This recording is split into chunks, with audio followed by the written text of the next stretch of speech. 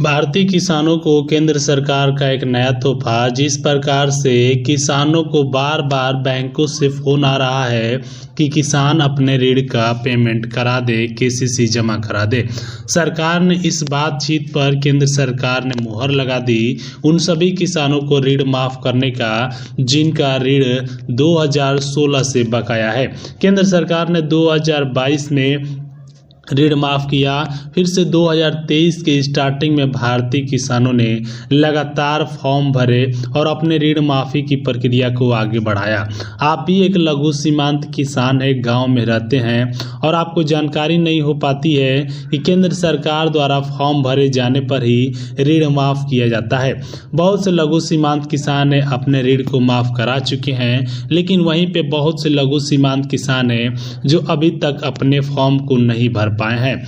आप एक गरीबी रेखा से जीवन यापन करने वाले किसान हैं जिनके पास कृषि के अलावा और कोई साधन नहीं है, तो केंद्र सरकार ने सुप्रीम कोर्ट के आदेशानुसार बजट में पारित जितने भी पैसे थे, केंद्र सरकार उन सभी भारतीय किसानों को ऋण माफ करने में लगाने वाली है। आप भारत के किसी भी राज्य और क्षेत्र से आते हैं, सरकार द्वारा आप सभी का पूरा समस्त ऋण केंद्र सरकार द्वारा माफ कर दिया जाएगा और आपको किसी भी प्रकार का कोई पेमेंट की आवश्यकता नहीं पड़ेगी। तो चलिए जानते हैं केंद्र सरकार द्वारा आपका कितना ऋण माफ होगा और आने वाले दिनों में आप अगर अभी तक ऋण माफ नहीं हुआ है किस प्रकार से आवेदन कराएंगे। एक एक जानकारी आपको इस वीडियो के माध्यम से देंगे, तो वीडियो शुरू से अंत तक पूरा देखिएगा जिससे कि आपको जानकारी मिल सके।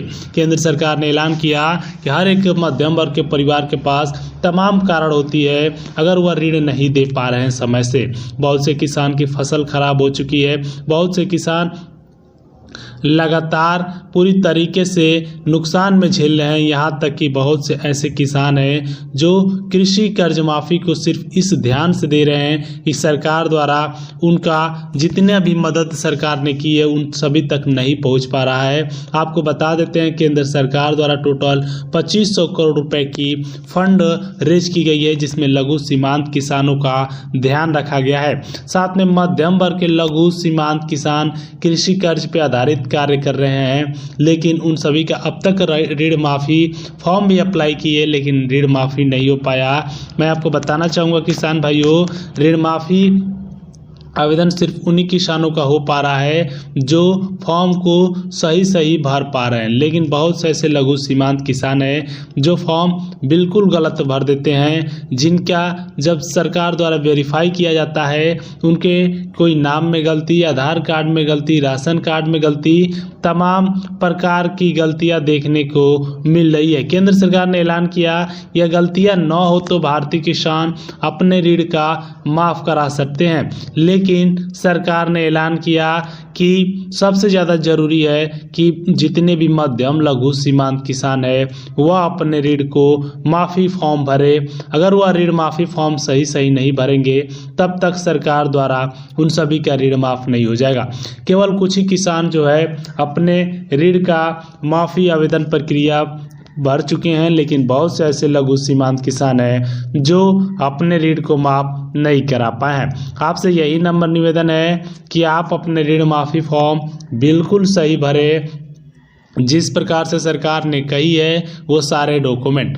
चलिए अब बात करते हैं केंद्र सरकार द्वारा कितना ऋण माफ़ किया जाएगा हर एक लघु किसान का। सरकार द्वारा जितने भी मध्यम वर्ग के लघु सीमांत किसान हैं जिनकी आर्थिक स्थिति बिल्कुल ख़राब है, उन सभी को केंद्र सरकार द्वारा टोटल हर एक भारतीय किसान के लिए सरकार ने 3-3 लाख रुपए तक बजट पास की है। इसको ध्यान में रखते हुए सरकार द्वारा हर एक भारतीय किसान का ऋण माफ करने का फैसला लिया है। सरकार ने ऐलान किया कि बहुत से ऐसे लघु सीमांत किसान हैं जिनकी आर्थिक स्थिति बिल्कुल खराब हो चुकी है, जिन्हें कृषि के अलावा उनके पास कोई साधन नहीं है, ऋण माफ़ी के अलावा उनके पास कोई साधन नहीं है। अगर सरकार उन सभी का ऋण माफ़ी नहीं करती है तो उन सभी के पास कोई ऑप्शन नहीं बचेगा। इसलिए मैं भारतीय किसानों से कहना चाहूँगा कि आप जो किसान खुदकुशी कर ले रहे हैं वह खुदकुशी उनका मेन उद्देश्य नहीं है। सरकारों का मेन उद्देश्य है गरीब किसानों का ऋण माफ़ किया जाए, जिससे कि भारतीय किसान अपने ऋण माफ़ कराकर लघु सीमांत किसानों की आर्थिक स्थिति को सुधारा जा सके। सरकार ने जो भी योजनाएं बनाई है वह पूरी तरीके से भारतीय किसानों के पास नहीं पहुंच पा रही है।